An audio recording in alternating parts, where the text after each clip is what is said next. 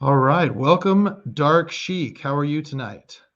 Thank you. I'm very well. I'm happy to be here and very grateful to be invited. Yeah, when I started this idea of a podcast, you were on the short list of my have to haves because I find you to be so fascinating for so many reasons. Um, there's not many people with a Muslim background who identifies as a trans woman who has operated a very successful independent pro wrestling promotion. In fact, I'd say you're the only one. Yeah, I think you could So, narrow a lot of those things down, and I'd be the only one. When you put them all together, yeah, absolutely. right. Yeah, and I think that that's what makes you so fascinating is that you've been able to thrive in an area. A lot of people don't follow wrestling, but you were able to thrive in an era where independent wrestling really was not thriving. It was very difficult to make money in independent wrestling. And really, what you were able to do with Hoodslam started a tidal wave where now independent wrestling is a viable option for wrestlers to actually make a living. And I think that's awesome. I agree. Uh, Thank you so much. It's so a great thing to have been a part of all these 12 years. I can't believe it's been 12 years since you started it. Tell me That's about it. I was so in the crazy locker to me. room Sunday, and I was like, how you doing? Like, I'm good, tired. And I heard that about 5 times. I was like, you're all old. I was like, that's what happened. It's been 12 years. We've all aged. You're not tired. You're aged. I Like, know. And what's crazy about that is how long had you been wrestling when Hood Slam started? I started training in 2000 when I was 14, right before my 15th birthday. I had my first match in 2001 at 16, and then Hood Slam started in 2010. So I've Wow. been in the ring for 10 years, been doing matches for about 9 years already. Yeah. Wow. And you were already a very, in my mind, a very accomplished wrestler. I'll tell you the story. When I started SWF wrestling, I said I wanted to go and see what was out there, as far as talent. And I called Alexis Derevko and I said, "Hey, where should I go?" And he said, "Come to Devil Mountain Wrestling in Martinez." And so I did. I showed up there with a friend of mine, and we walked in, and it just, for lack of a better term, the the production was kind of janky, right? Yeah. And I'm like, oh, I don't know what I'm going to see here. Kind of And janky is polite. It was a very dilapidated ring inside of a cafeteria of a Boys and Girls Club with no banners, right, no lights. It was just the lights like it was a basketball game. There was no uh, gravitas. right. It was like that. And then what I thought was so interesting was the first couple of matches. I was like, okay, well, I'm not seeing anything that I particularly am interested in. And then there was a four-way tag match, and it was the Commandos, you and Derevko, the Trailer Park Superstars, so Lance and Maynard, and then um, and then the Eight Ball Posse, who I knew Oh yeah. they broke me into the business when I wrestled in '99 and 2000. And so I was familiar with them, but not anybody else. And man, you guys put on such a great show. And I remember that was right before intermission. And I remember telling my friend, I go, I could use all eight of these people. They're all. It was such a step above what I had seen so far. Yeah. Um, and I eventually did use everybody that was in that match. Gosh, So even Maynard. you know what? I didn't use Maynard. Yeah, and that was just a matter of I think at the time Lance didn't want to be a part of the tag team anymore. So I used Lance and Maynard. I just didn't have anything for him. For sure. But yeah, but everybody else I used at one time or another. You became a staple of SWF. You were on every show. I made sure to book you, Commandos, Derevko. You guys were always on. Um, but let's start. I want to go back and talk a little bit about your background. You grew up in Oakland, right? I was born in Atlanta, and I lived there until I was 13, and then I lived in Oakland pretty much till a couple of years ago. Oh, so you moved to Oakland when you were 13? Yes, right before high school. And were tell me a little bit about your family makeup. Both parents, single parent, siblings? I have an older brother. My mother passed when I was 9, so she was gone before we got to California. Hmm. And yeah, there's a dad there too. Yeah, okay. Um, at any point, did your dad take on someone who would be like a stepmom or anything like that? No, I think there were people he dated here and there, but I mean, he wasn't. He was very busy. Let's put it like that. He Yeah. had to work a lot, and he had to feed 2 children, and also be an immigrant who came to this country from Iran, which is not always well received. So his plate was full at all times. And while I do remember meeting a few So, people, no, there was no one that took that place. so he was a first generation immigrant? He's born in Iran. Yeah, he came here Wow. in the late 60s when he was a teenager. Wow. That's really cool. So, how do you think that shaped your experience as a teenager? I mean, so you're Iranian descent. You have a dad who is a first generation immigrant. You're in Oakland, and I don't know. This is the '90s, so I don't know. I just remember my experience in the '90s era. It was not what it is today as far as inclusion. I got to think it was kind of rough for you. I suppose, school is a messy place for a lot of people. And a lot of it was a breeze too. I got the full spectrum of experience in high school. I went to school a little bit closer to Berkeley, a suburb called Albany. So I wasn't in Oakland quite yet. I wasn't there until I was Hmm. 17, 18. But Hmm. I don't know. I can't say too much. I was into pro wrestling so soon that I was already not thinking about high school.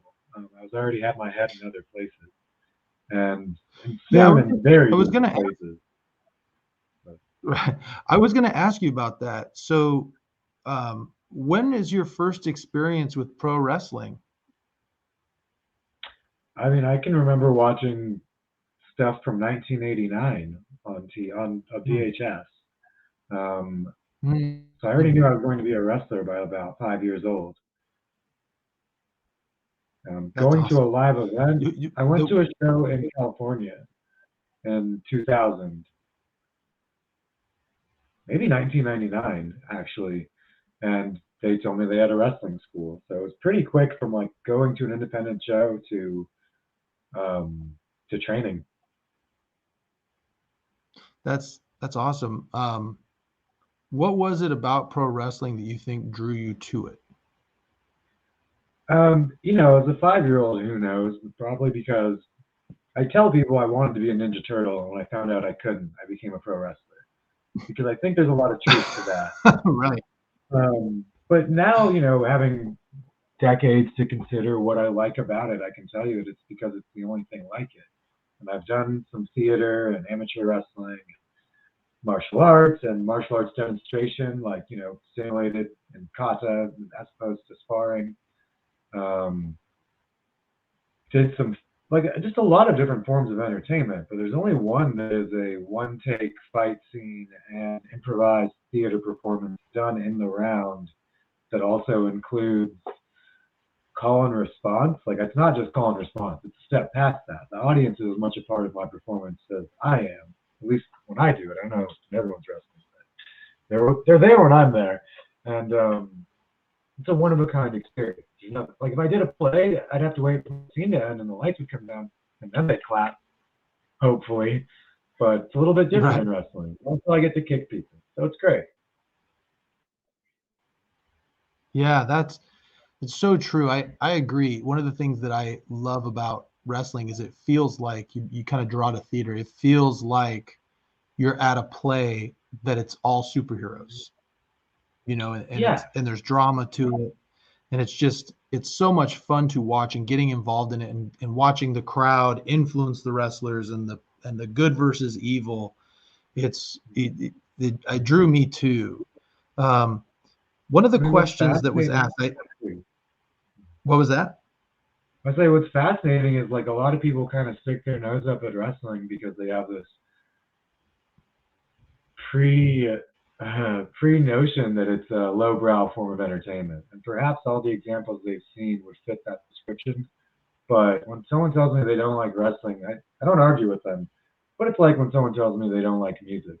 It just doesn't make sense. Mhm. Maybe you just haven't heard the music for you. Maybe you've only ever heard songs from one band. And if you saw a local band, an independent band, you might find something you like more.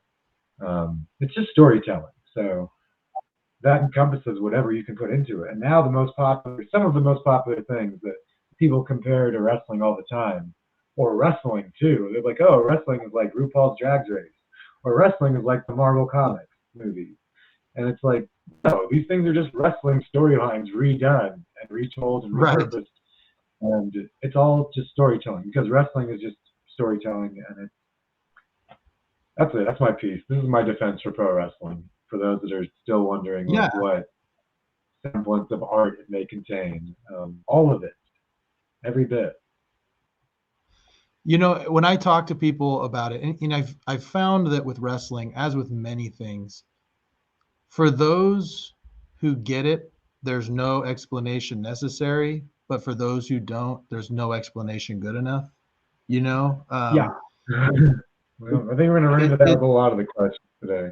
But yeah, yeah, that's true.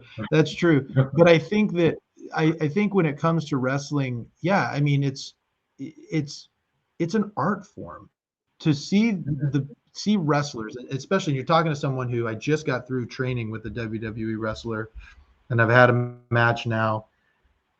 What it goes into to doing something like that, it's nobody has any idea what it takes to be able to do it and do it right and do it well. It's hard, and it's performance art, and the people who do it take it very seriously, at least the ones that are good at it. Um, yeah. the one of the questions that came through, I let all my listeners, they can pose anonymous questions, and one was, what were your top 3 wrestling influences? Ooh, Eddie Guerrero, definitely very important Mm, influence in my style. I think Tajiri, like the more I wrestle, the more I feel like this is someone that I want to move like and to like capture this aura and uniqueness. Yoshihiro Tajiri. He did a mm, lot of ECW and later like Serve T in yeah, WWE, but didn't really yeah, and do you know much. what? The WWE Oh, well, Tajiri was not as intense as the ECW Tajiri. no, When very Tajiri entertaining though. got in there and what's that? He was still very entertaining though in WWE. It was just a different. He was not the same, but it was great. I loved it. Um, Yeah, but ECW Tajiri, man, like he got in the ring and you thought he wanted to kill the guy. I mean, he wanted to take his head off with one of those kicks. I mean, it was when he got in there, he had some matches with Super Crazy that were just, man, they were so ahead of their time and so hard hitting. It was really awesome. So you got Eddie Guerrero, Tajiri. Who's your third? um, at the time, I would say Sabu was a big influence because he was the first Middle Eastern character I'd seen who wasn't a caricature, a villain, like a white guy playing an Arab. This was an actual Middle Right. Eastern person. It was visibly Middle Eastern and like not running from it, but that didn't matter. Like his wrestling, he was crazy. He was an insane person, and that got to the ring before any of his nationality or heritage, before anyone cared about that.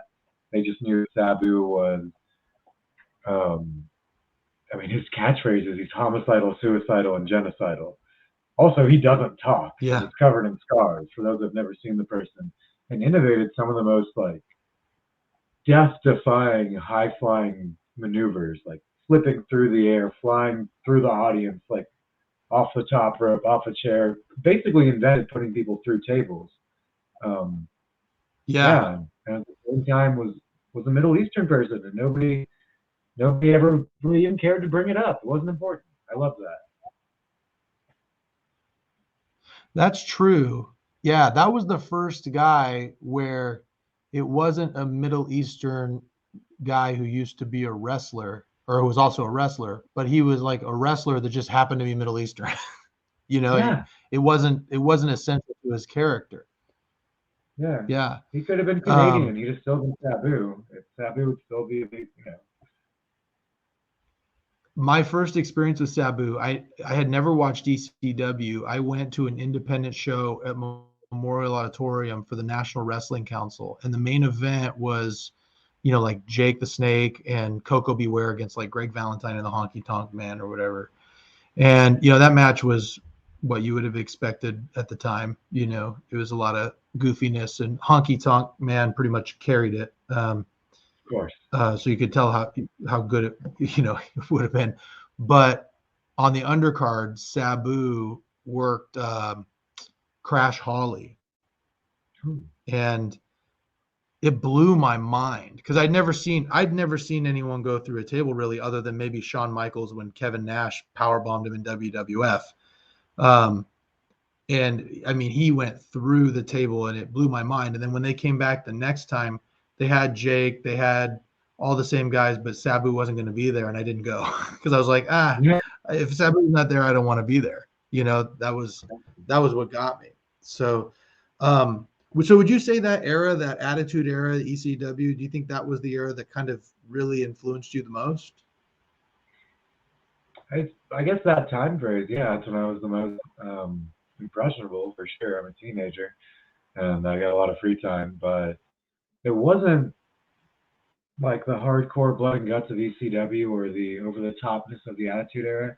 It was the cruiserweight style that was happening. Eddie Guerrero and Jericho being there too, and Dean Malenko, Juventud, Rey Mysterio. Sabu's wrestling the cruiserweight style. RVD is wrestling this high flying style, even though they're much heavier. But all these people are really bringing in a lot of like the Japanese lucha libre styles are coming into the States. I'm a big tape trader, so I'm watching everything. With tape trader meaning I would copy an 8-hour VHS of wrestling. I would find someone else. I would first find them. We would look at each other's catalog. We would bootleg a tape and mail it to each other. And this is how we would share wrestling across the country because YouTube wasn't a thing yet. And we didn't really have modems. We could download a whole event anyway. Gosh. Anyways, I was watching a lot of New Japan Pro Wrestling Super J Cups. I'm watching Best of the Super Juniors, Michinoku Pro, Torimon, Osaka Pro, just Big Japan. Anything from Japan I could get my hands on, I'm watching, including a lot of like Sabu whipping through barbed wire and doing matches where the ring is on fire. And I'm deep diving. This is like definitely my time frame for getting impressionable, but it wasn't The Rock and Vince McMahon or like, DX doing this stuff. Like, sure, that too, but it's not what I was trying to be as a wrestler. I was trying to be like Eddie Guerrero, right, or X-Pac. X-Pac was a big deal. So that's actually another question that came through. This might be a good time to ask it. We had someone ask, what kind of recommendations, because, well, let me back up a little bit. The stuff that you're talking about, the cruiserweight stuff, at the time, that was groundbreaking because those guys didn't look like normal wrestlers according to the standard. The standard at that time was big bodybuilder Hulk Hogan types, Lex Luger types. And here are these smaller wrestlers coming in and doing this different style. What would you, and you have a different style. What would you say to somebody who wants to be a wrestler but doesn't look like a traditional wrestler? What would be your recommendation? I mean, it helps if you're 7 feet tall, of course. If you're trying to go to WWE, just be tall. That'd be great for you. But if you're trying to just be an entertaining performer and enjoy being an artist, like, there's room for everyone in wrestling. It's not new. I mean, Dusty Rhodes is from 1970s, and he was not the pillar of physicality. He was not, but he could go, and he had character, and he knew how to captivate an audience, to corral energy and emotion and direct it where he wanted it to be. So it's really a lot about presence. If you could do 300 squats, like, while you're watching something on Netflix, that'd be great. That's going to go a long way, and I recommend it. But if you can't, like, gosh, you're not going to be the only one. I can tell you that. Right. No, but just that's to, good. To survive wrestling, it does hurt. Like, your body is just taking pain. It's detrimental to do it. There's no way to do it and be like, and now I'm stronger. No, every time you do it, you're a little bit, you've ticked a little bit off. You're how do I describe it really? You're kind of grinding at the edge. And eventually, there's going to be no more eraser. So yeah, I've heard wrestlers refer to it as like the bump card, right? You only have so many bumps you can take before you can't take anymore. There's something true to that. Hard to say though. I think things are changing. I feel like I've been taking a lot of bumps. It's been 20-something years. So to each their own. I got another story for you, and this is me just kind of putting you over, I guess. So I did the show with New Japan in Gridley, and it was a big deal. We had Japanese press there, all that stuff. Yeah. And so I had to pick. What's that? Shinsuke was there. Yeah, Shinsuke Nakamura, his first match in America. Yeah, it was in Gridley, California on my show. And anyway, I had to fill out the card, because we had a few guys, but not a whole show. And so I booked a match. We had Shinsuke there. We had Kushida there. Bad Luck Fale was there. We had what's that? Got it. Someone else. I'm sorry. It's been a while. Yeah, no, we had Rocky Romero and Alex Kozlov were there. And so I had to kind of fill out the crowd, and I remember putting you, and I think it was Mariachi and Will Rude. No, you, Mariachi, and Kratos against Will Rude and the Commandos. And I put you on right before intermission. And that 6-man match, at the end of intermission, I think we'd only had one New Japan guy on the show. And I remember looking over at the announcer and saying, if the New Japan guys weren't on the show, I could end the show right now. Like, that was, you guys blew the roof off of the place. I mean, the whole, it was a La Familia night. It was based around Latin American culture. You guys did a lucha libre style match, but it was specifically, I remember you and the Commandos had done, just an over the top job of getting the crowd into it. And I don't think, no disrespect to the New Japan guys, but after that, I don't think anyone could have followed it. Like, I was like, thank goodness there's an intermission right now. So Thank you. Yeah, so kudos to you. If you haven't seen Dark Sheik work, you really need to, because it's really something to see if you're a wrestling fan. Now, going back real quick to the school, when you're in high school, there were a lot of questions that came through about gender identity.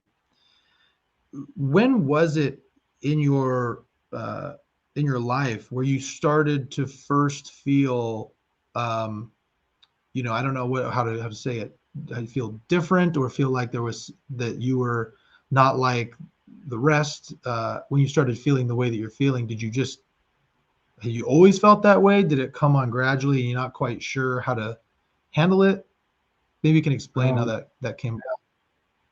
It's hard to really put into words because you don't really know you're feeling something wrong until someone tells you it's wrong. Right. Like, I knew I wanted to have my hair longer because I like looking like more feminine, but I didn't know it's because I was transgender. I just knew it's what I liked. And there's a bunch of little things like that where people tell you, like, you're not supposed to have your hair like that. You're not supposed to paint your nails. Or you're not supposed to like these things. Or also, you really like wrestling and comics and you're in martial arts.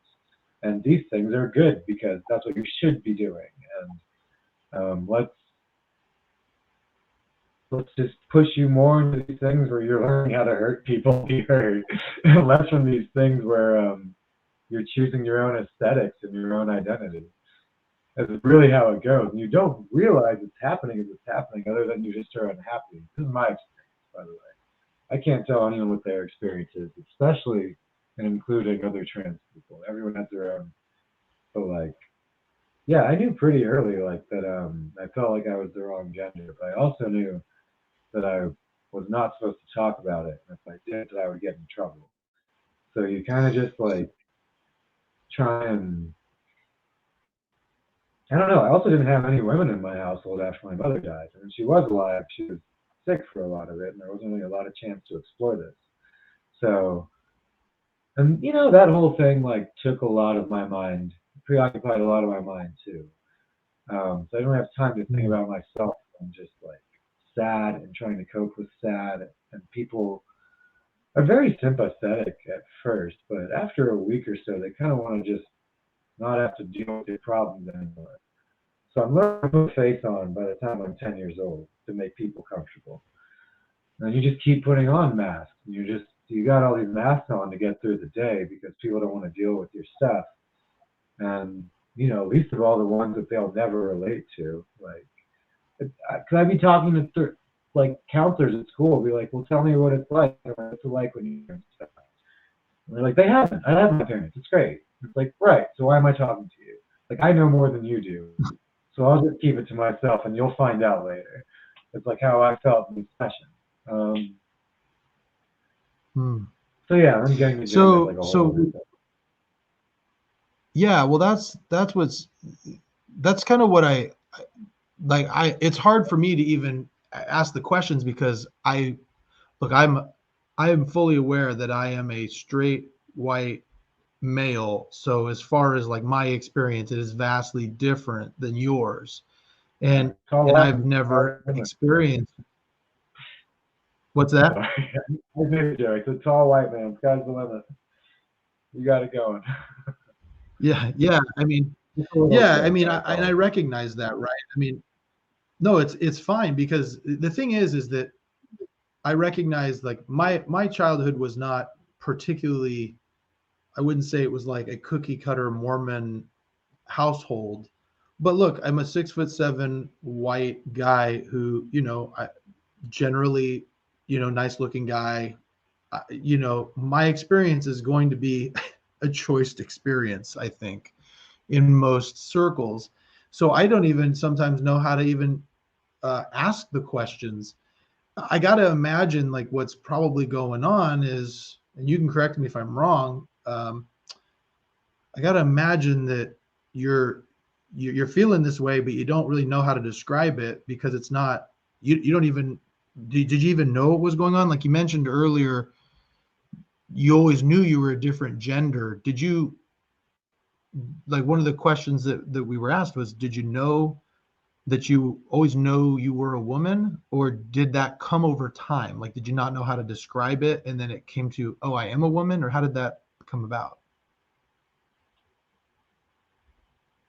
I mean, because if you asked a 4-year-old what is a woman, what would they say? You know, would they know the answer? Right. So like, in some ways, yes, but in some ways, like, you know, it's easy for me to say that 30 years later and feel confident in my answer. But I can say that, yeah, I always felt. I remember at the comic book shop there was someone who, you know, my memory is vague, but they may have been trans or maybe just them presenting, or maybe something else. I don't know. But I remember being like, there's something here that is like akin to me, but like I'm not supposed to ask questions about this. Like, because if I do, I will be in trouble. So, but I definitely like knew that pieces of puzzles. Like I could tell when the pieces were around me. I could like see it. I also could see that it was taboo. But then also, like I said, it was easy because of a lot of my interests and hobbies and the idea that you know, wrestling and martial arts and all these like physical combative things just kind of aligned me in ways that people were comfortable with and kept me in spaces where I would never have these conversations because they weren't happening in wrestling. They weren't happening at karate tournaments. Um, also I still liked girls. I wasn't having this. So when people would talk about like homosexuality, if that did somehow come up, it didn't like it wouldn't light up for me or check a box. They're like, well, that's not happening. So I need to like keep looking for answers elsewhere. And really, they're within, because eventually, many years later, like I'd met trans people and I'd asked them some questions, and and kind of never found a definitive like no. I was looking for something that would be like what people want to say, like oh, you're just thinking about it, but you're confused. You don't know for sure. And I was like having people try and get them to like convince me that that's what was true, that I was just confused and it wasn't happening. There was no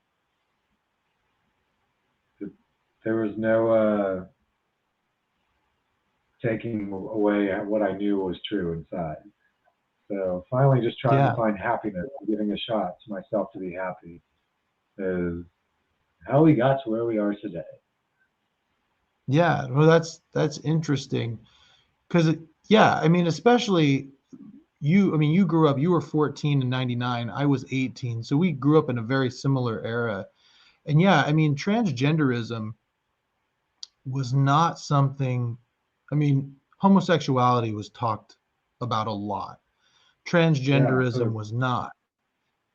Yeah, and also it's not until really in the last, I'd say, 10 years that we've come to realize that sexuality and gender are separate things. Like, if I had heard of somebody who was transgendered back then, I would have just assumed that if you felt like a woman and transitioned to being a woman, that you would have been into guys.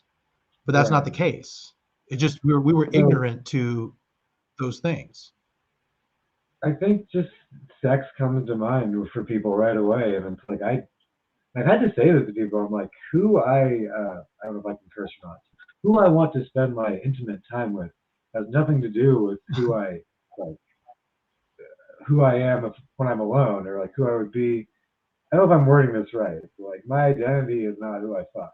Is the best way for me to put it. Right. No. Yeah. So, Yeah, that's what I'm saying. Like you can be transgendered, but not be, like you could be a trans woman, nothing identify as a hetero. trans woman, but also be into women. And that's, Yeah. I think a lot of people don't understand that. And one of the reasons why I wanted to have you on, frankly, is because I have a lot of friends who don't have any trans friends. And they don't know these things just because they don't have any friends, they don't have anyone to talk to about it, they don't know. I don't even blame And them so for that. There's like 200 trans people in this fucking country. There's really not that many of us. It's okay if you don't have a friend, but it's weird when there's all this legislation. There's more laws than there are of us that are trying to be pushed because it's just this right. hysteria that people keep talking about. But I'll let you get to that. I'm sorry, I'm kind of jumping the gun here. But No, it's a good point, and I think that that's something that we need to talk about, because there are some things that they're hot button issues that people get very passionate about, and I think it means it's an important issue. You know, usually when you're really talking about something that's of importance, people are a little upset about it, right? I mean, and so yeah, let's dive into that a little bit more. So sure. when you uh so you tell me what the transitioning, I mean, I'm guessing the transition was a long one for you. I mean, I think it's Would always you? happening, right? I don't think it's ever over. It's a transition. It's not Ah, going to be like tomorrow. I did it like this date. sure. Um, yeah, Well, but what? so How do you mean? from an outside perspective, this is what was interesting for me as your friend, as someone who I consider you my friend. I hope you consider me a friend, but uh, so when we were spending the most time together, you had not transitioned yet, right? I mean, you were working as Sheik on a body, you were wrestling that, and then I kind of stepped away from a little while, and I took a friend of mine, you did a show here, a Hoodslam show in Sacramento, and I came there, and I had known you had started doing the glam shows, which are centered around essentially, drag and LGBT issues. But this was just a Hoodslam show, and I saw Nurse Ratchet wrestling. And Nurse Ratchet is a female nurse that looked kind of like a zombie with a mask on. And I remember I was sitting with Derevko, and I said, Nurse Ratchet really knows how to work. Who is she? And then he told me that's Sam. And I was floored because I just, and at that time I was like, oh, she does a character, like, she's doing a character. And I hadn't realized. And then all of a sudden, next thing I know, you were transitioning. And I'm curious, in that time frame, was that a slow move for you? Was it something that you'd always wanted to do and you were fear of comfortableness? I mean, how did that work for you? Because for me, as someone who hasn't seen you for a long time, I'm like, one day Sam is Sheik on a body, and then the next one, Dark Sheik and Nurse Ratchet. And I'm like, wow, I had no idea,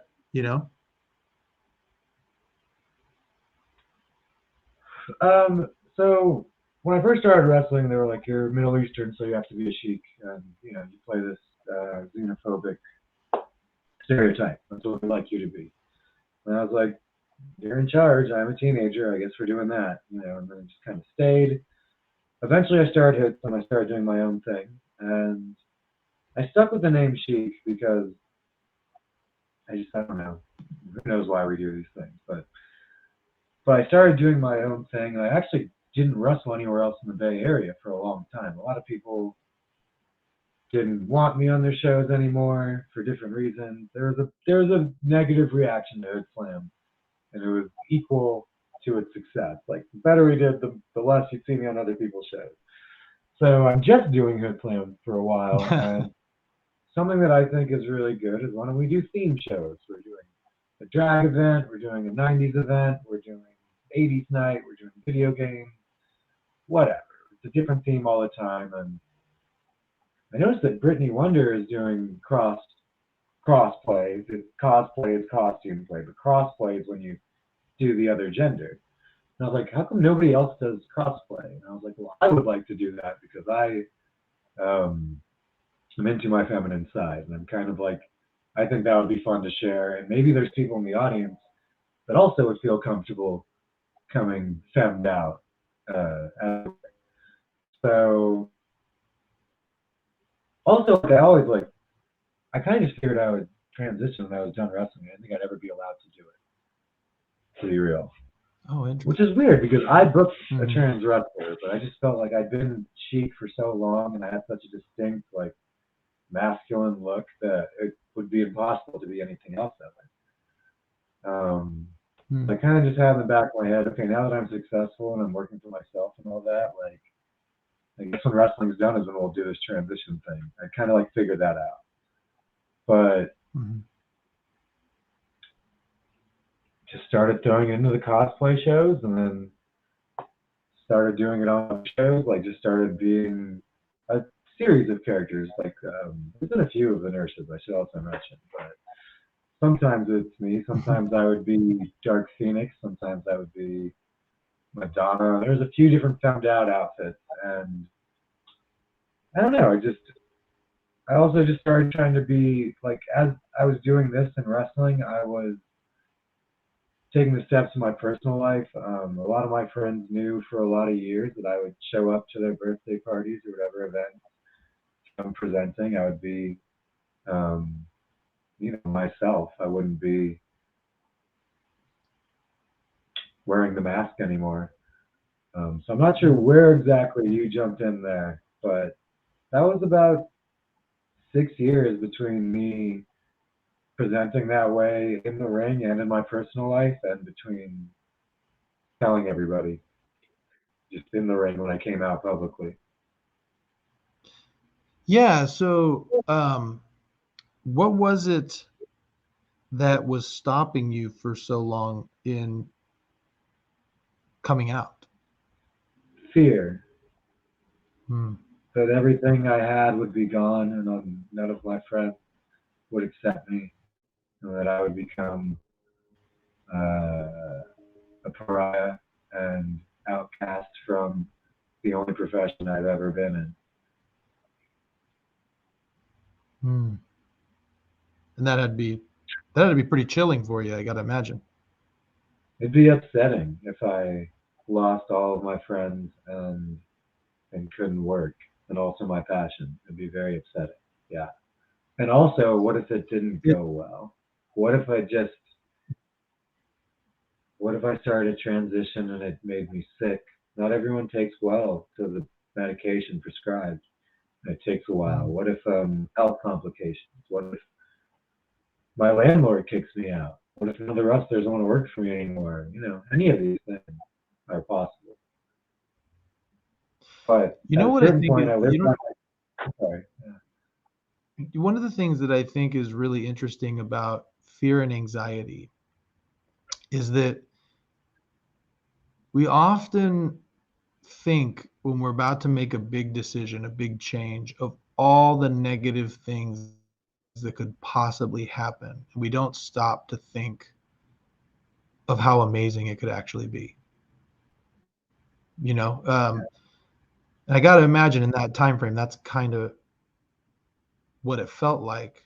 But what was the experience when you finally did come out to your friends?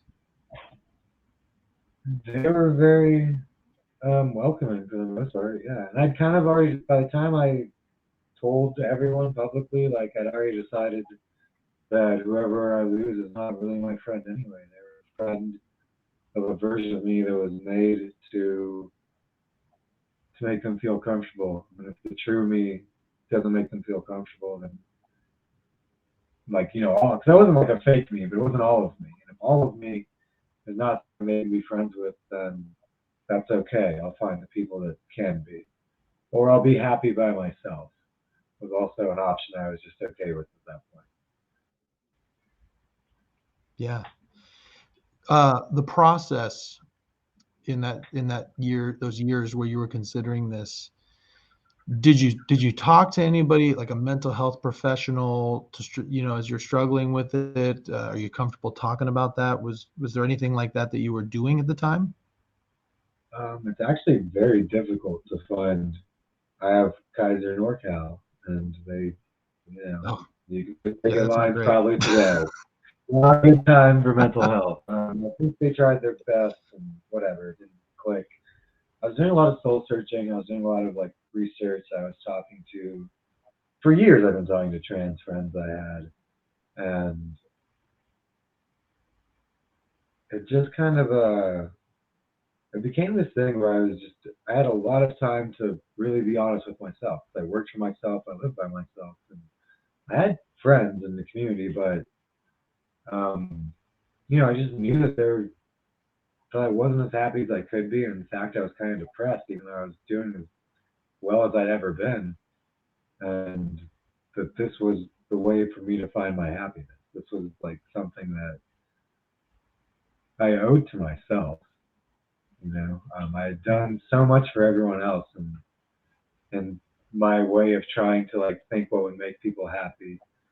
I owed it to myself to make myself happy, and also I I wanted my friends to get the opportunity to actually know me to the fullest extent, and not um, a version of me that's holding back. I can be a better friend because this isn't holding me back. This isn't something I have to drink through. This isn't something I need to like work through relationship issues as well, because it's nice to be able to um, just be yourself. As I want to use like a better way of phrasing because we use words like that all the time, but it's really that was the difference. Like when I came out and I started like actually being me, like it was. You say it's hard to focus on the good part when all you think about is the bad. Because I'd never felt this good. I'd never felt the good part before. It was like I walked into Yeah. light and I could see clearly for the first time, and I could be seen for the first time. Hmm.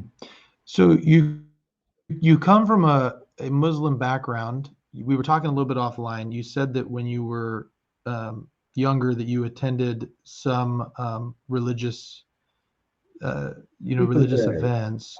Yeah. Yeah, weekly prayers. Hmm. So how did your family react? I don't think like my dad was thrilled, but he didn't, want to fight me over it. We have pretty much the same relationship that we had before. Uh, Same with my brother. He didn't really, Okay. not How about your upset brother? even. Huh? My Hmm. brother? Yeah, Oh, he I just wasn't asked really your bothered. brother. Yeah. Yeah, yeah. He wasn't bothered by it either. I thought that I would just have to write off my extended family in Iran. But honestly, many Hmm. of them reached out to me for the first time um, that I'd never even met or heard of in support, and letting me know that they heard and are still happy and still part of their family. So it's been, Wow. I don't talk to these Is people there ever. is It's there nice. is there anything in, and I don't know this um, at all, is there anything with regard to the Muslim religion that would prohibit transgenderism? I don't know. I know that in Iran specifically, that it can be state sponsored. They'll take care of your medical bills. They'll give you a new ID, and that's that. It's definitely allowed Oh, under the Islamic Republic. How you were treated after him is, a different story, but um, that's hmm. that's something that's there. I don't know if I'm in a rush to go there and experience for myself how it'll be, but Right, I've right. been made aware of that. So, um, one of the questions that came through was when you discovered your true self, did your life journey feel as though it clicked into place and made more sense than it did before? I just felt like I finally had a chance to start. Like everything I've been doing was great and important, but now like it's almost like starting anew,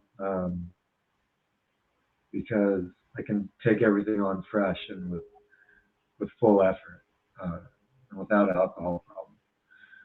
So Hmm. yeah, Is so that to cope? Were you drinking a lot to cope with the issues? yes, Hmm. yeah, Yeah. I think that was a big part of it. Yeah. Also, just because I um yeah, that's the easiest way to put it. I don't want to go deep into like everything going on in my life in that time, but Sure. um, that was a big part of it. That was definitely, it was easier to drink away bad thoughts and just kind of like enjoy the good times than it is to Mm. stop and try and Mm. grow. But yeah, as you might consider, like doing work is more rewarding and Right. definitely the better payoff. Yeah. So now that you've transitioned and you've started anew, the I'm sorry, what was that? You were saying something? Nope. Oh, okay. Feedback on my end. The other part of that question was, are you continually excited about what your life journey still has in store for you? Yeah, I mean, not like foolishly optimistic, but it's pretty nice. I'm happy about the direction I'm in compared to the direction I was in. It's definitely Mhm. preferable. So, still a person. There are days, but it's better. So one of the things I have a lot of friends who, on both sides of issues with regard to trans rights, LGBT rights. I have a lot of conversations um, with people from I guess both sides of the issues, and I've noticed one thing that people who I guess have questions or concerns with trans advocates and the way that handling things comes with children and in the the idea that children who are trans could get medical care without parental consent. And what I found really interesting was the only person who asked a question about that came from a teenager. And the teenager asked, should teens be allowed to get gender reassignment surgery? Do you have any thoughts? I know you don't have any children, but do you have thoughts on that? Yeah. Well, I'm pretty sure that right now they're not allowed to before the age of 18, current standing. I do know that people can have chest augmentation before 18, though. So that is allowed. And cis women, at least. I don't know about trans women. But for cis women, that's something that can be done. As well as nose jobs, brow shaving, any of that stuff that a girl might want done. I don't know if they should or not, Botox, but girls can get this done right now. Piercings. So why tell a trans girl she can't have a nose job when a cis girl can? That's kind of weird. Maybe they should be allowed to, but that is weird. Yeah, I don't know. Not for me to decide. I think anytime you're telling someone what they can or can't do, and it's specifically based on you can't, but other people can, there's probably something wrong with it. So whether it's right or not, I don't know, but I would hope that it would be equal for everyone, without being limiting either. So medically, I think America, do what you want, but I thought that would be the idea of this Wild West country. Yeah, yeehaw, right? So my, just being an attorney and in my legal mind, when it comes to, I did not know, just so you know, until right now, I had no idea that that cis women could get nose jobs and breast augmentations before the age of 18. I don't know if they need parental consent or not for that, but one of the things that I guess legally I wonder about is we don't allow people under the age of 18 to sign contracts. We don't allow, like my kids, I have 4 children under the age of 18. They're not even allowed to use their prescription inhalers at school without my consent. We don't allow. Well, one of the oh yeah. Well, what the other thing is that we don't allow kids under the age of 18 to have a sexual relationship with someone over the age of 18, and the concept around this is the idea that they can't form the requisite consent to engage in relationships or make those decisions. We just as a society have decided that, whether that's right or wrong. That's why they call it statutory rape, because they can't consent. So I guess legally I'm going, okay, so if someone wants to if any child under the age of 18 wants to get some sort of a surgery or something that's going to have lifelong effects, how is it that we think that they can have, and this even goes for nose jobs and things like we were talking about, how can they create the informed consent necessary with their doctor to consent to the risks associated with that? And it's I don't know if you follow that, or if that you have any thoughts on that at all.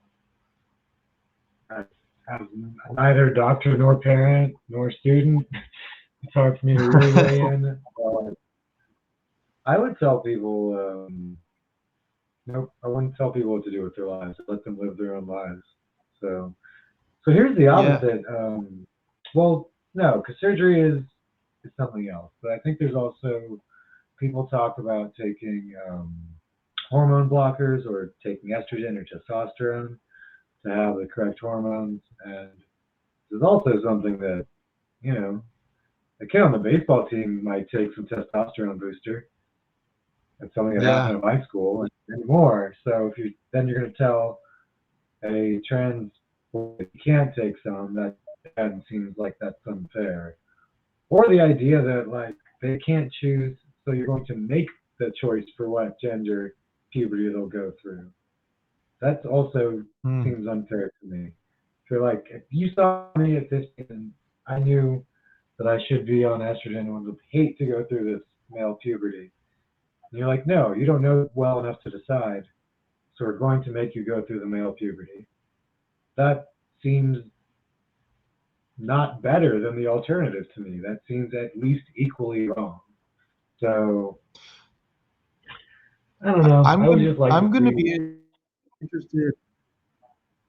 Yeah, no, I think you raised good points. I'm gonna be interested to see because like you hear these some of the things I hear on the other side of that are, well, we don't know long term what the hormone blockers are going to do to people. There's a group of people who I guess are, I don't know how you call what you call them, but they're people who transitioned and then detransitioned and now there's effects.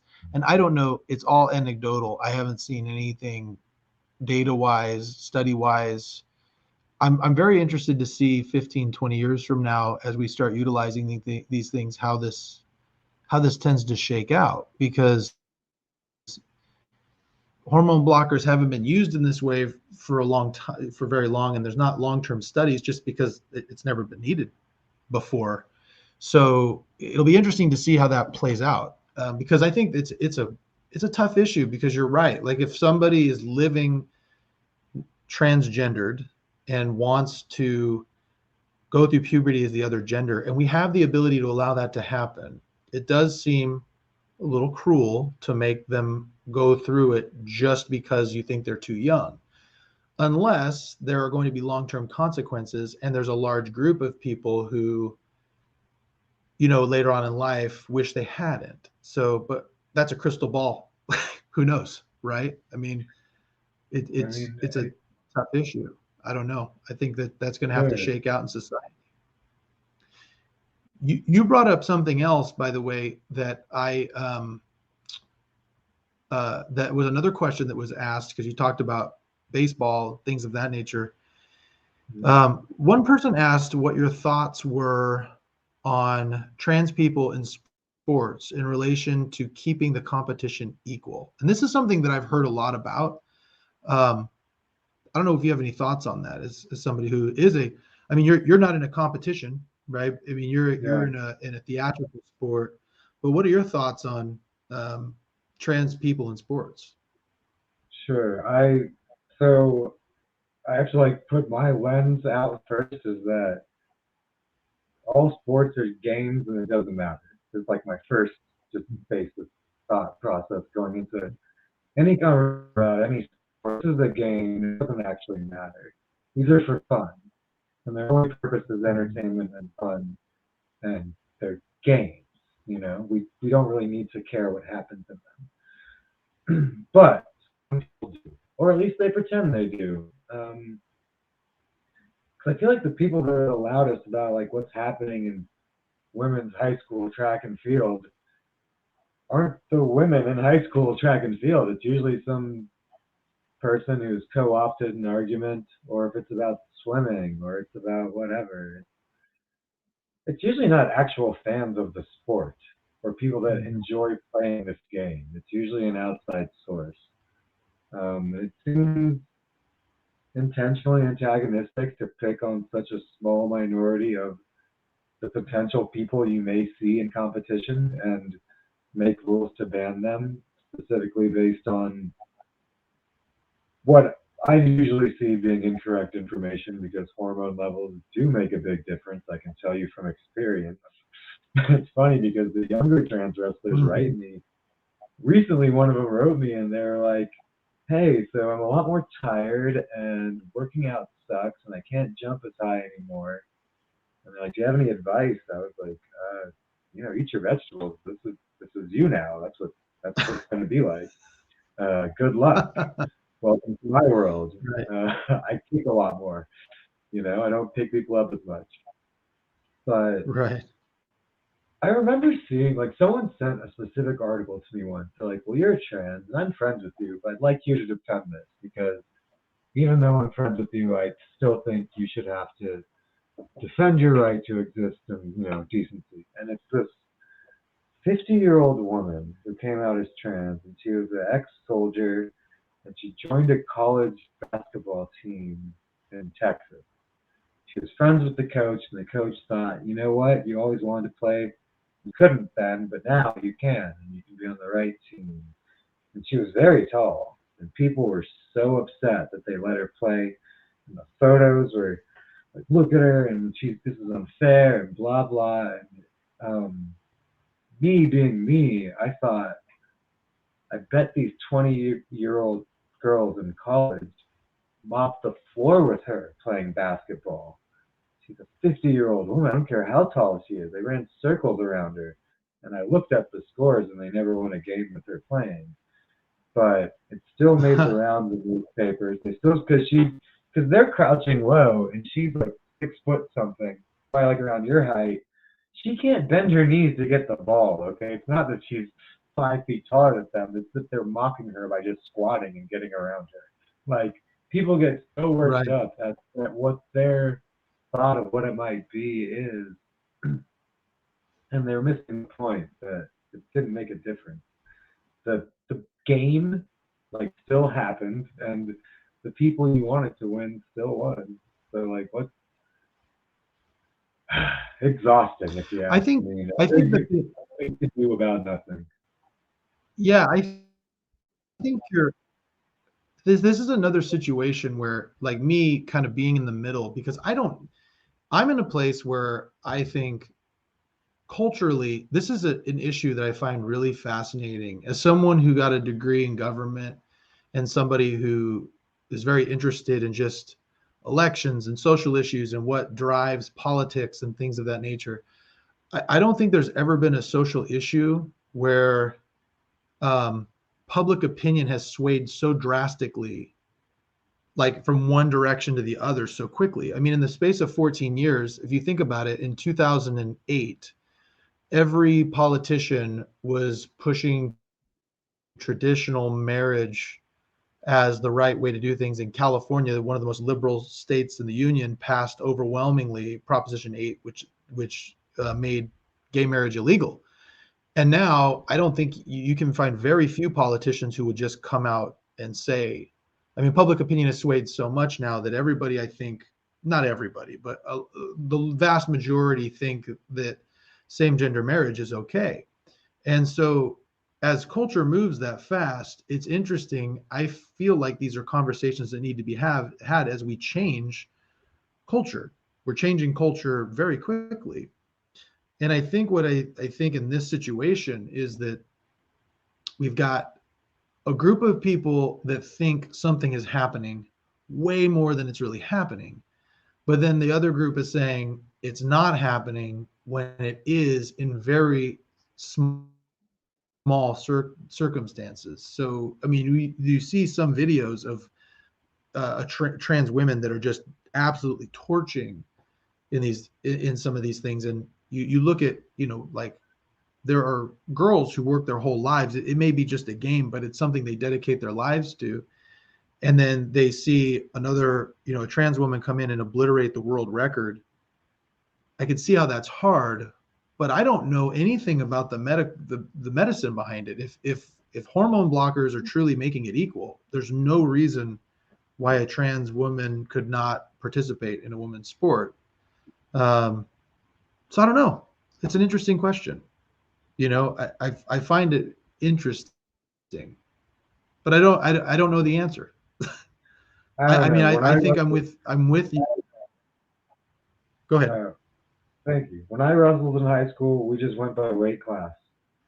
There was no gender separation. And when I trained in training, we were all in the same class. And that's just been my experience my whole life anyway. Interesting thing about liberal California has had way more Republican governors than Democratic. I think people always overlook that, but that's a good point. It's true. Fun fact.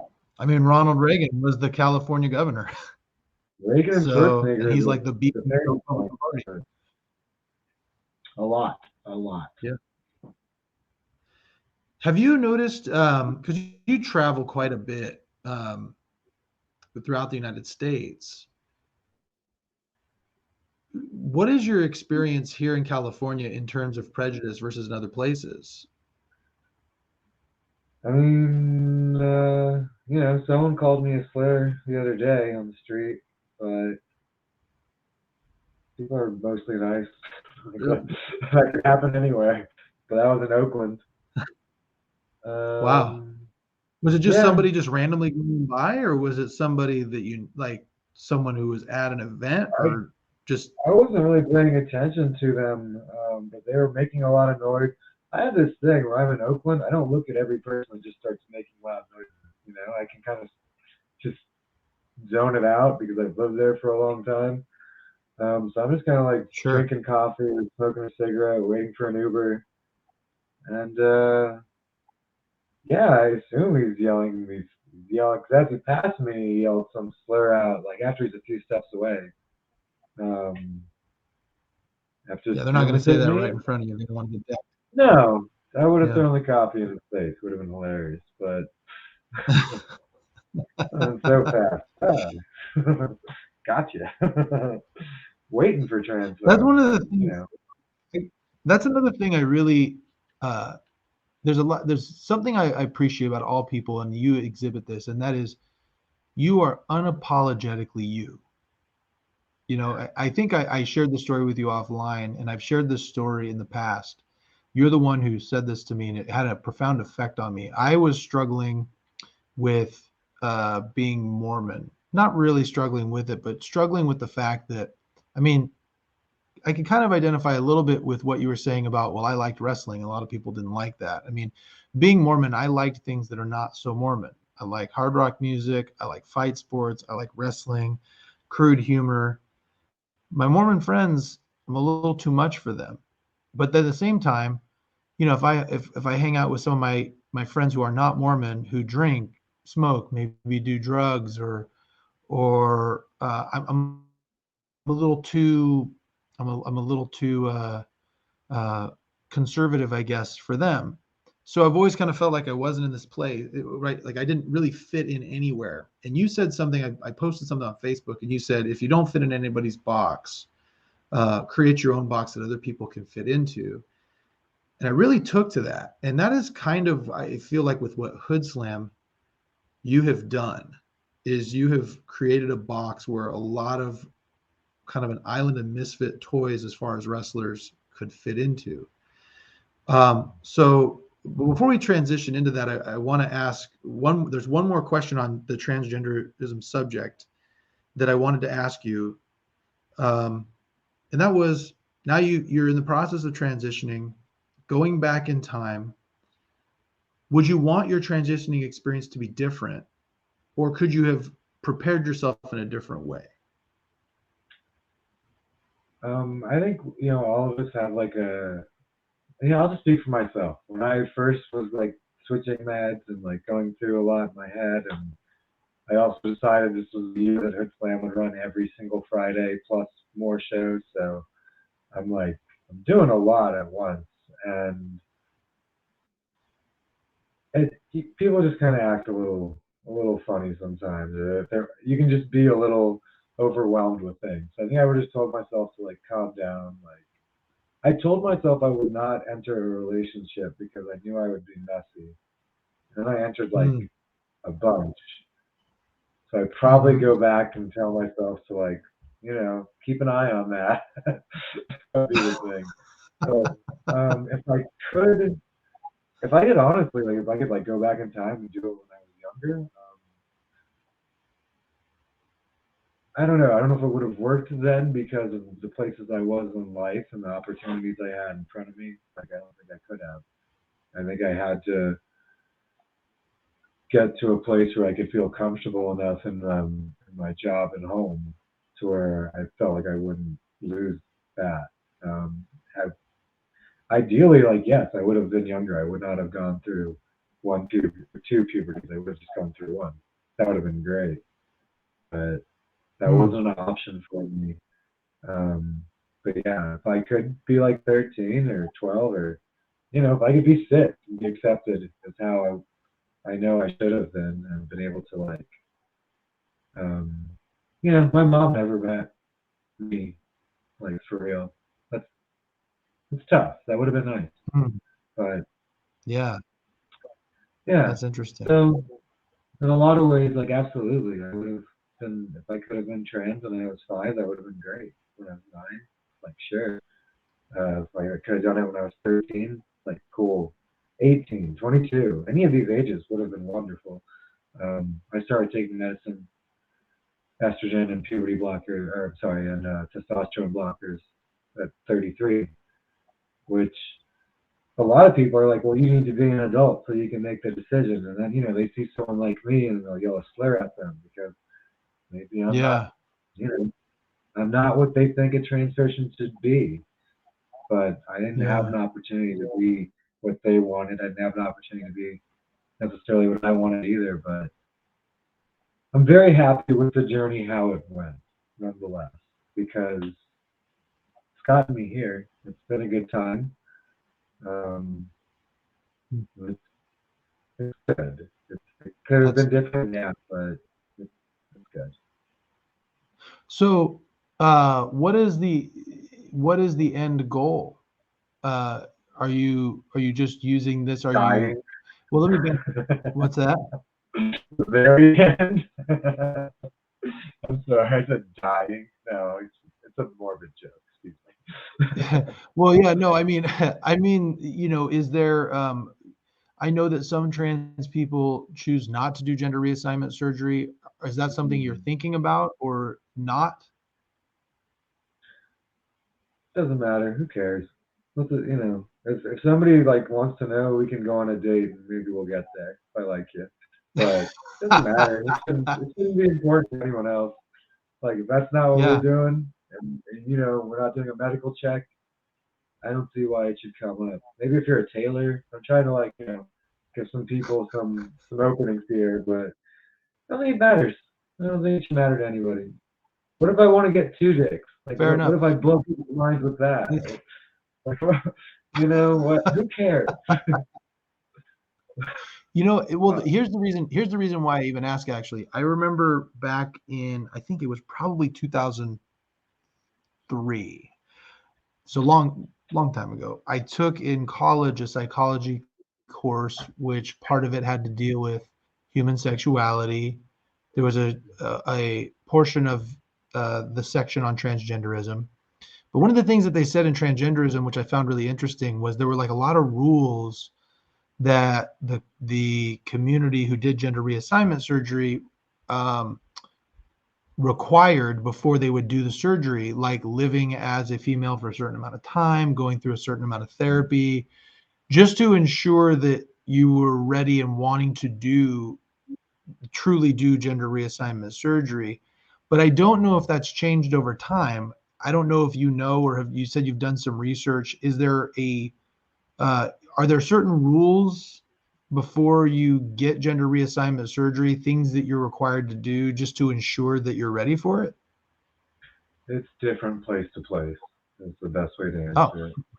Laws change based on where you are, and I think in England, or I don't know for sure because I don't live there, but I believe that they had some rules where you had to live as a woman for a year before you take what you needed. hmm. Although other people can get these hormones for other reasons, very testosterone they recommend to trans women was originally and is often still used as like a blood medication or a type of heart medication. So these things are already out there for people to get, but if you tell them you want it for a certain reason, yeah, some of them make you jump through hoops. Hmm. Interesting. Um, Okay. yeah, So now I I want to think spend a little time. What's yeah, that? let's nothing. Let's roll. Let's keep it going. Yeah, I wanted to talk to you about Hoodslam because I I found Hoodslam to be so interesting because at the time when I'd heard from different wrestlers about Hoodslam, you brought me a T-shirt from Hoodslam and gave it to me, and I was like, I don't know what this is. It looks cool, and everybody started talking about it, and then next thing I knew, I mean, it was just it just blew up, and then there was all this criticism. for it. Mhm. And so I went myself, and I went to a Hoodslam show, and it was something, it was different than anything I'd ever seen. It had almost like an ECW feel to it because it was counterculture. It was different than what you're seeing everybody everywhere else, and the crowd was just so into it. What How did Hoodslam, the concept, come about? I had this idea originally from when I worked at a cannabis club to do a show for patients only.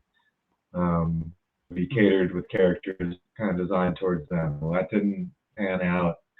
I kind of took the notes and rewrote it, made it something new, and made it a show just in an underground warehouse in Oakland.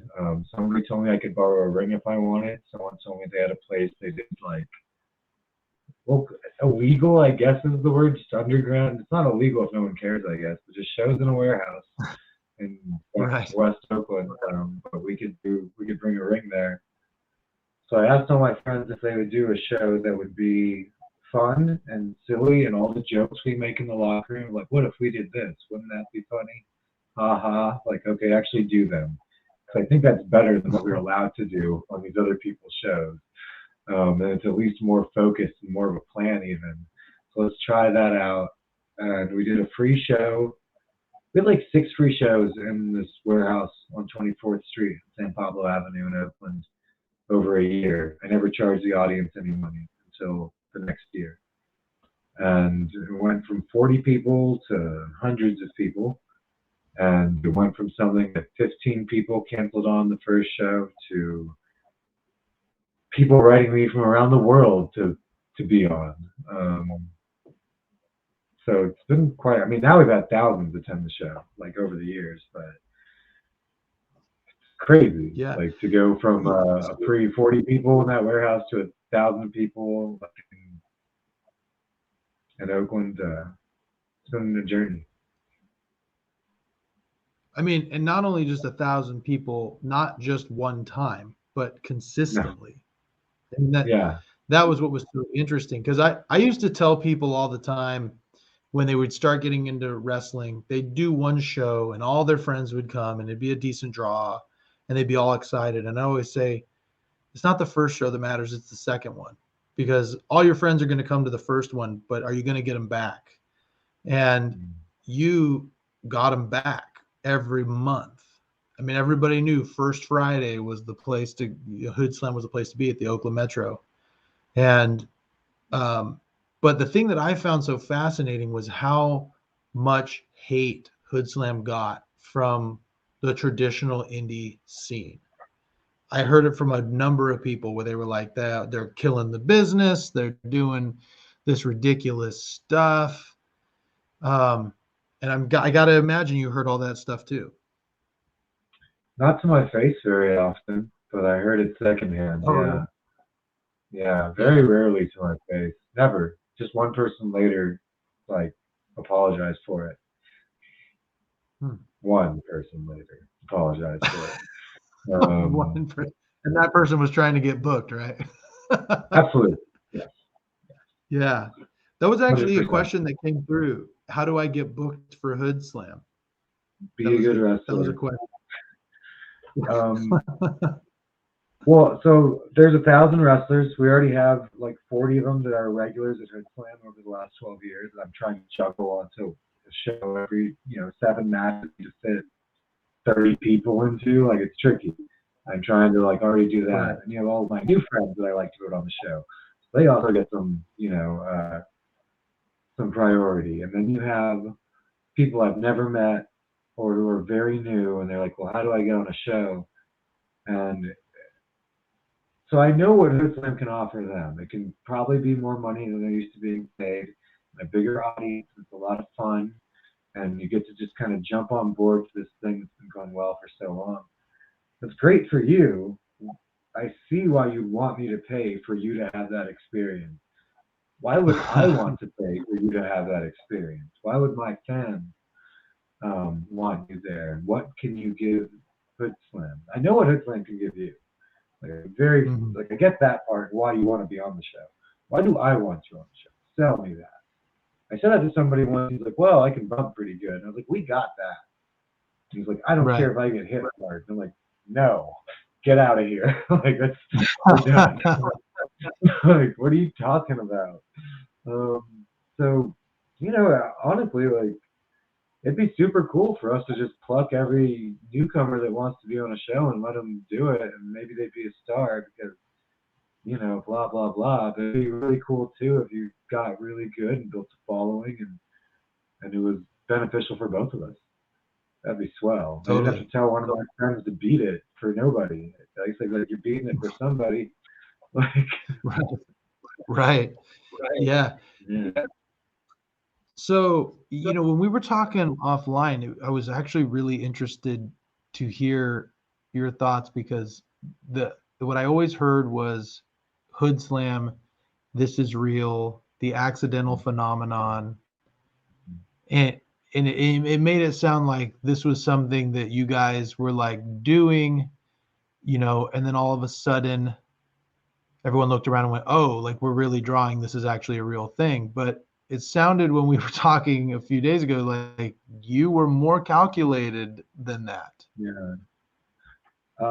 Yes, like the phrase accidental phenomenon. I don't know if I was the first one to say it, but I know I heard it once, and I was like, we're going to use that as a marketing thing because people love an underdog. And it was kind of true, except I knew when we did our first show that the venue I wanted to get to was the Oakland Metro. And we got to the Oakland Mm-hmm. Metro. So Mm-hmm.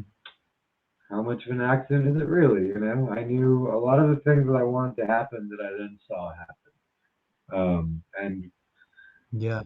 nobody wants to hear that somebody had a plan and it worked. That's not fun. They want to hear about the underdog part of it, which is also true. I did not have a budget. It's me and a notebook. Shoot, I still keep them. Just like that. Like that's the show. That's what we do. And now there's a cell phone involved, but that's what gets it running every month. Yeah. We're going. Yeah, it's what I thought was interesting, and I thought some of the things that what really helped Hood Slam just from an outsider's view was that everybody who was involved bought in.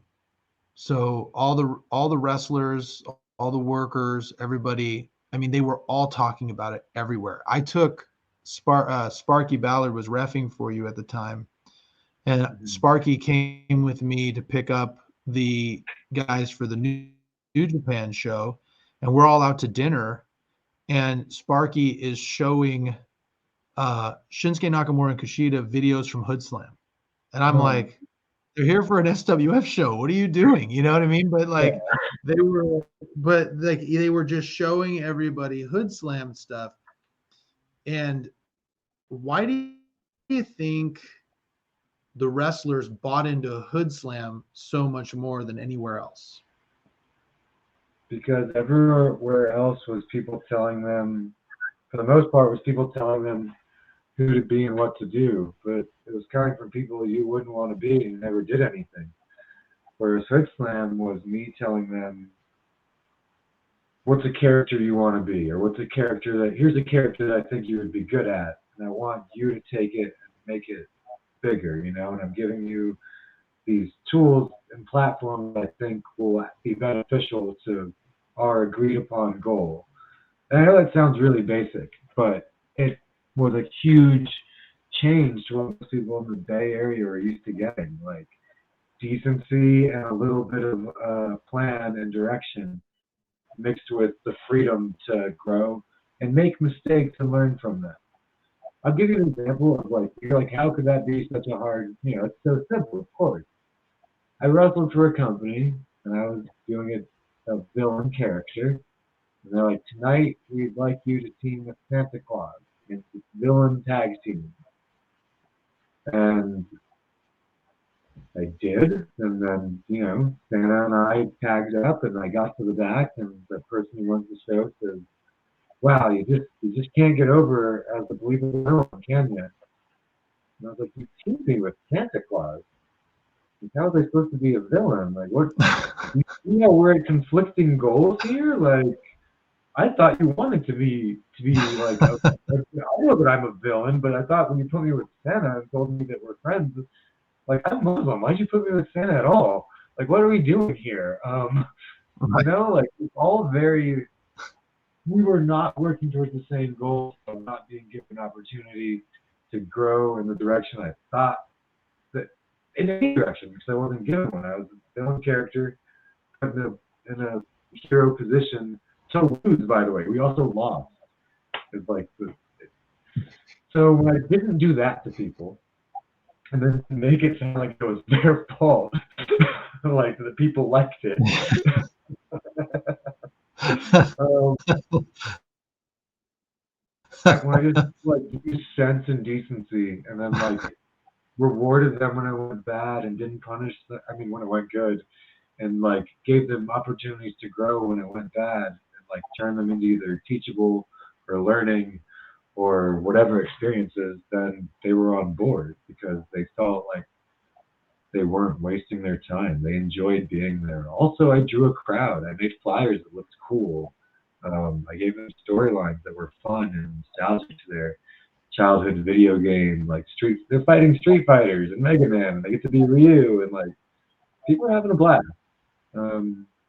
Girls are coming to the show. Young people, like it's fun. When I mean young people, I Right. don't mean It seemed more. Right. people you would I just, want to yeah, I remember when I came to the show at the Opera House, I remember thinking, I go, this feels like a party with a wrestling ring. You know what I mean? Everybody was just having a really great time. And what I didn't understand when the criticism was going on, and you said it best back then, was they were like, oh, it's killing the business, it's doing these things. And I was like, well, the goal of the business is to make money, and they're making more money than anybody. So I don't understand how that's killing the business. But you would say, well, why are you mad at me because my fake wrestling is more fake than your fake wrestling? And I was like, I mean, that's a great way to put it, right? I don't know. I never understood it. I could understand if someone said, yeah, it's just not for me. Like, that's not what I like. But to be so critical just didn't make sense. I think it's because of racism, personally. Because there's a lot of companies that are doing a lot of things, but they only get mad at the one run by the Iranian. Go figure. But you think that? just my. Do you think it was?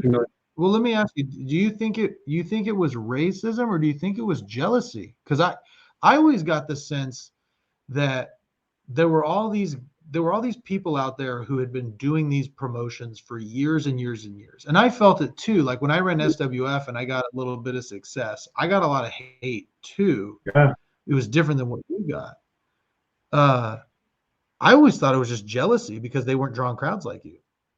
But you think it was racism? Was there something specific that happened that made you think that way? Yeah, there's when they brought in a fake Middle Eastern character on their shows and called them Sheik and like had them be a shitty villain to replace me on their shows. I thought that was a sign of it. When look, there's just a lot of ways people can treat each other, and when they all treat each other one way and they treat yourself as well. Like you said, you also felt it, but I noticed the way they treated my show and the Lucha Libre show that did well. Because there's a company in the Bay that's still run that would get mostly Lucha Libre performers and audiences and did better business than all these other cats too.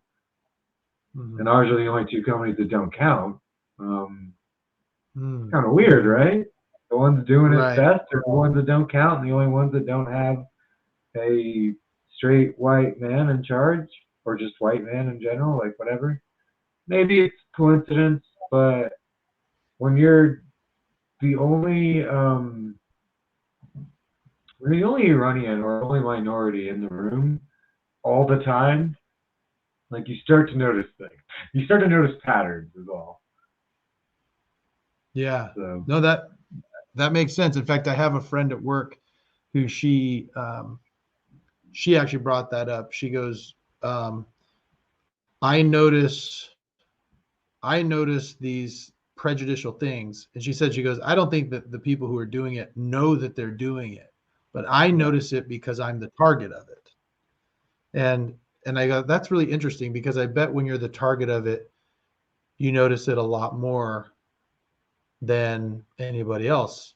Like I get a lot of snide remarks about my religion, and a lot of people don't recognize them as being snide just because they just don't know because it's not their life, And Yeah. so, and I don't let it bother me because I understand that they just don't understand. But I got to imagine it's probably the same for you. Like I may not notice it, but you would notice it because you're the target.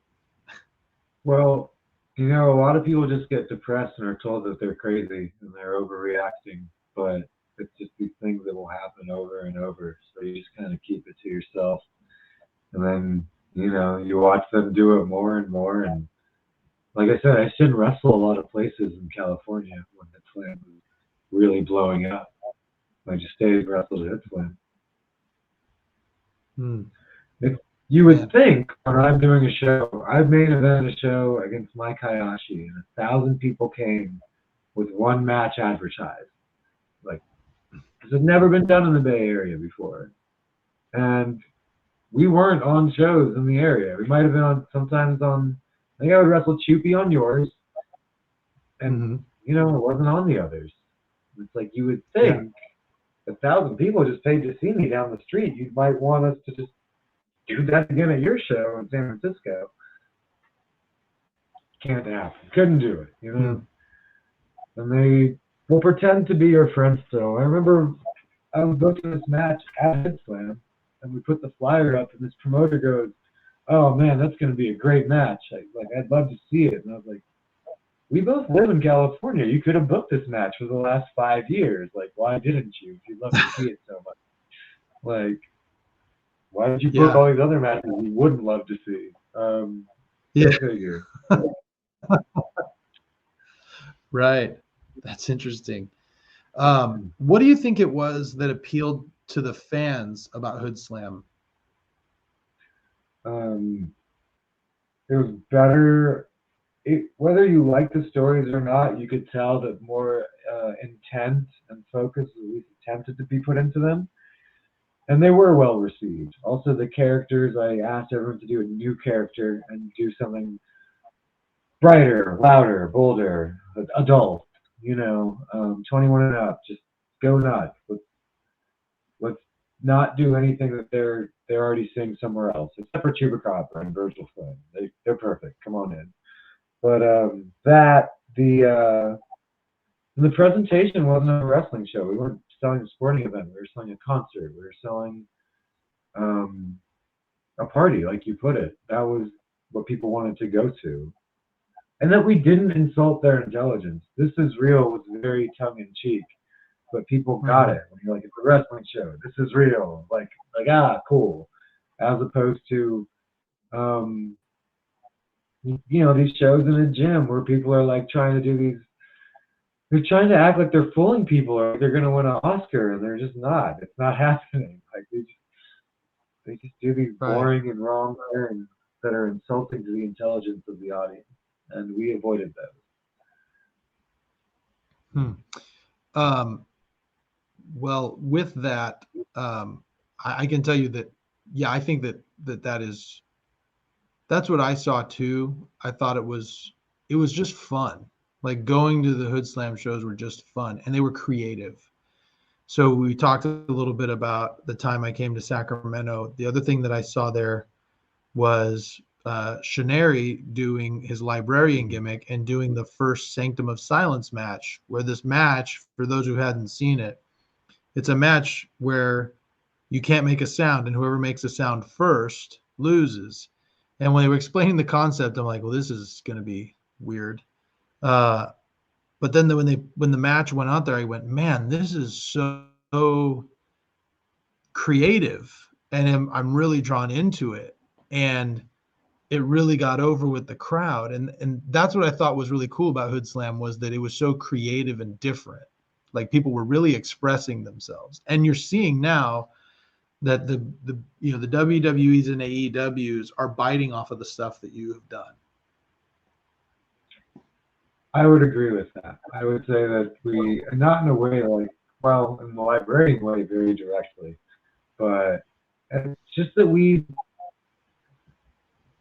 created something in California, and it kind of like crossed across the whole country. There's a way that people are having a lot more fun with wrestling again, and they're realizing that it can be a more diverse crew of people. It can be a little bit wackier ideas. You can treat it as an art form and not just what you've seen on TV already.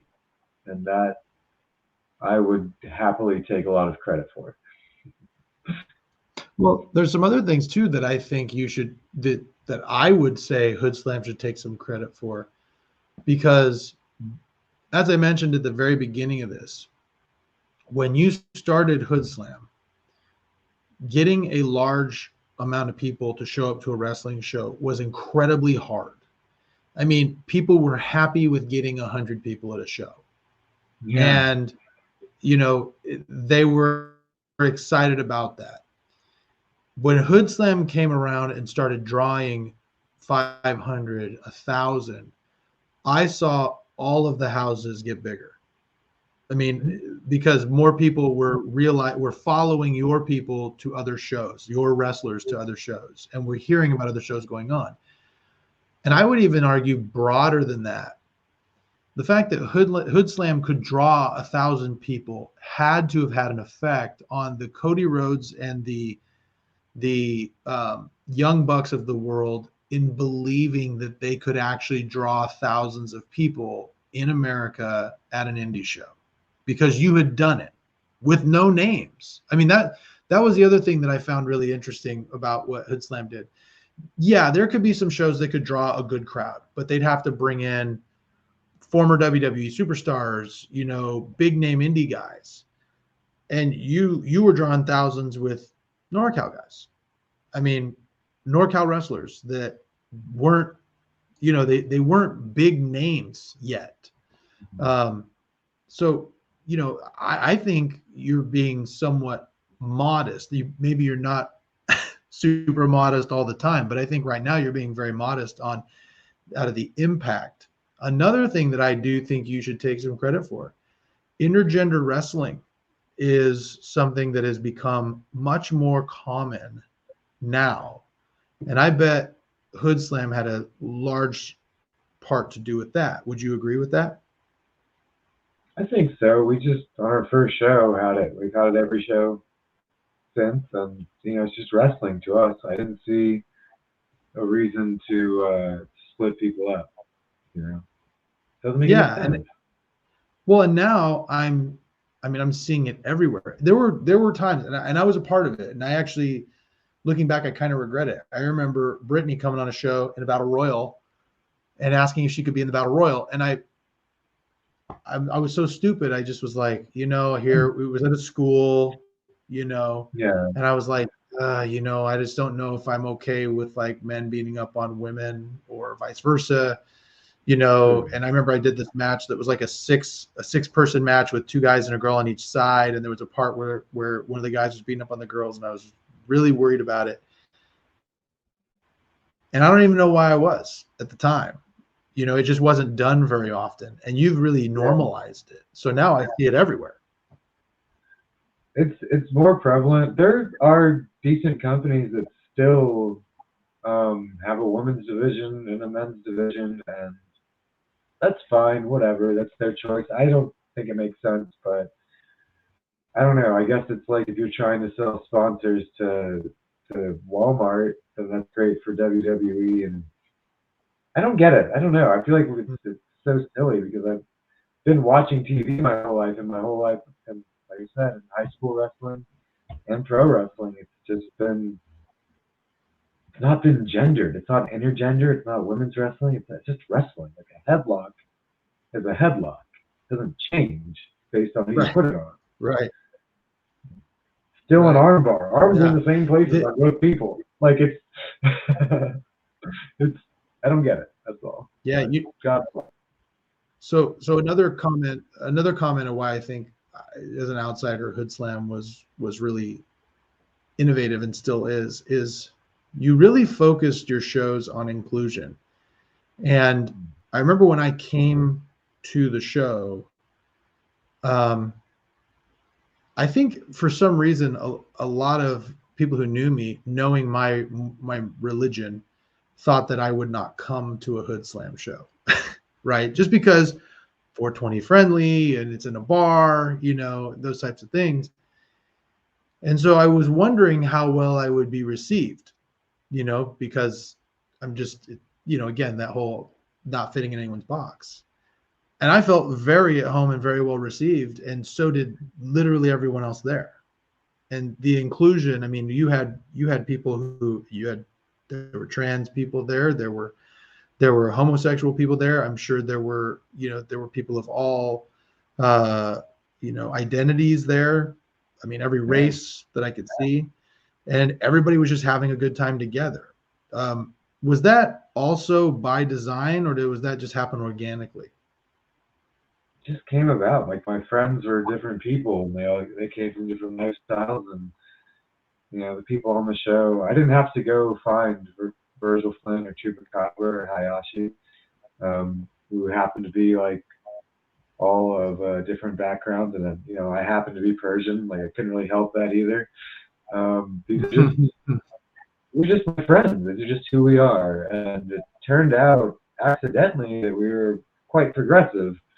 I thought we were going to be the jerks and the worst of the worst, but it turns out we were really onto something and kind of forward thinking in our accidental phenomenon.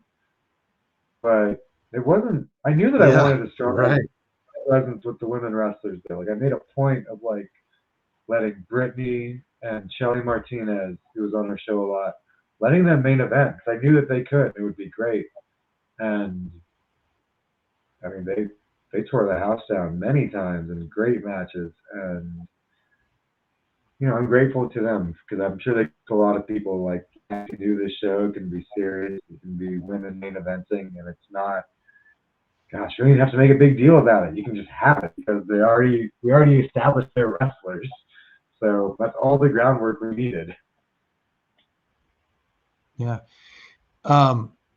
So a couple of questions I tend to ask as many guests as I can. What would you say your biggest success in life has been?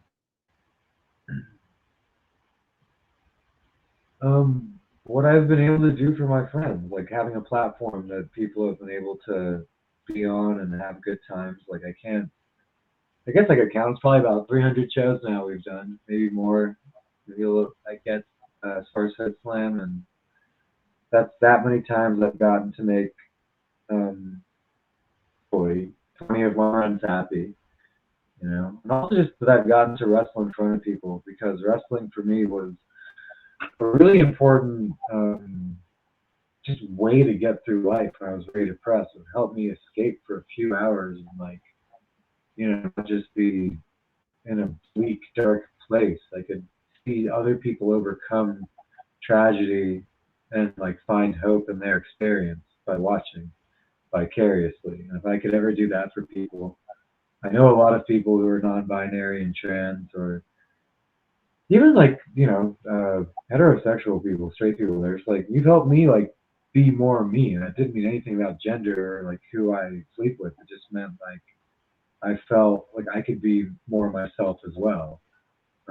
So that's my greatest like the thing I'm most proud of and what feels the best for me.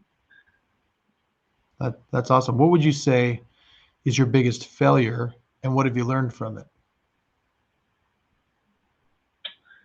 Oh boy, that's tough. I probably haven't learned from it yet. Is the thing.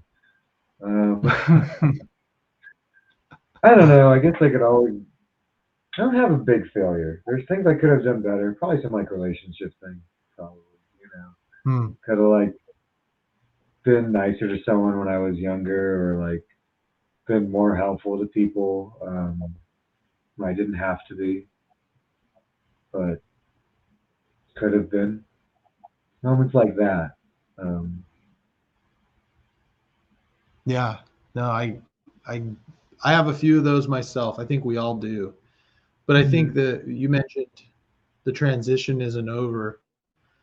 Even though we're not all transitioning gender, we are all trying to have we're all having a very human experience, and we're all just trying our best, you know. And Yeah. at least I think for most people, there are some people who are just jerks, but but most people I think are legitimately trying to do their best. Um, the another question I ask everybody is, one day, we're all going to pass away, and when we do, we hope there'll be a funeral. Someone will give your eulogy. What would you want Sam's eulogy to say? Like, what is one thing that you hope that the person would say about you?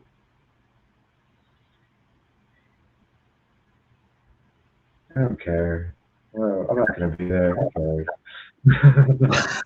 I don't know. It's a good question. I wish I had a better answer, but like I was like, it doesn't matter. I'm not going to see it. Something that I would like, but if it doesn't happen, it's fine. There's a lot of fires, there's a lot of cremations, but it would be cool if 'cause I eat a lot of meat, I eat animals, so I'd like if I could go into the ground and the earth could eat me back.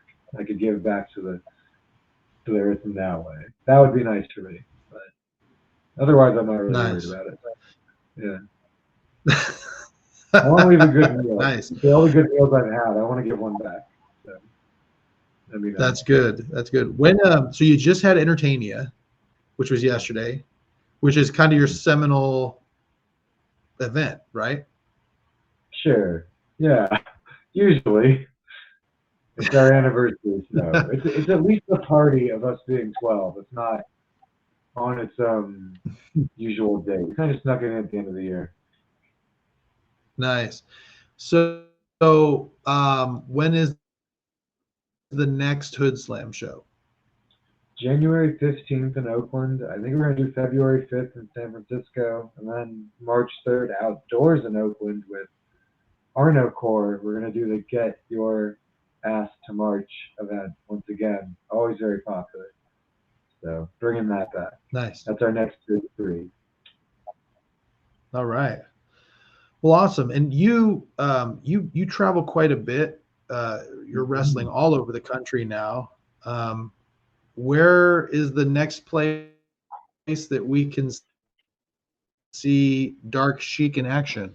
I'm often at the Underground Wrestling Alliance events, which can be in San Jose and San Francisco. I'm at Game Changer Wrestling, GCW, like wherever they go. They go everywhere. So I think New Jersey, Detroit, New York, LA, wherever they want to book me, I usually show up.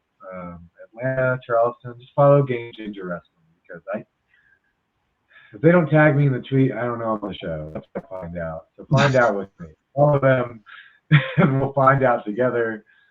Who else is real good to me? Lucha Libre and Laughs in Denver, First Wrestling in Minnesota. Sometimes I'm in Canada. It's You're hard to keep working. all. You're working in Sacramento this weekend, aren't you? I'm in Sacramento this weekend. That's right. I'm in Sacramento and San Francisco this weekend. So it's with Conjunction. Nice. Track 7 Brewery and Virgil from the Third Productions are doing a show Friday night, Sacramento. Hottest ticket in town. And then Sunday at the San Francisco. Are you going to be on Saturday? You're going to be in San Francisco on Saturday? Sunday? What's Saturday? Saturday, I think Derevko has a show. Oh, I'm booked on it, maybe. so I'll be there. Oh, yeah. Had planned to go back to Oakland after. I think I got a hot date Saturday night, but if it falls apart, I've got a backup plan. Oh, well, we'll have to have you back that. Maybe we'll hear how you've corrected your relationship issues. I think I said that I didn't learn, but we'll see. Well, listen, it's been awesome. It's been an honor to have you on the podcast. I've really appreciated you coming on. I think that this is going to do a lot of good. And you just you just keep being unapologetically you. There's nobody else like you. I love seeing everything you do. I love seeing everything that comes about, and just watching your progression in life and in wrestling. And I just hope that things continually get better for you. I really do. Thank you. I appreciate that. Likewise. I hope everyone does well and we're all happy. That'd be great. Yeah, definitely. Well, this has been great, and thank you, everybody. If you liked what you heard, subscribe, watch the other stuff, follow Dark Sheik on all your social media stuff. It's a fun follow, and we'll see you.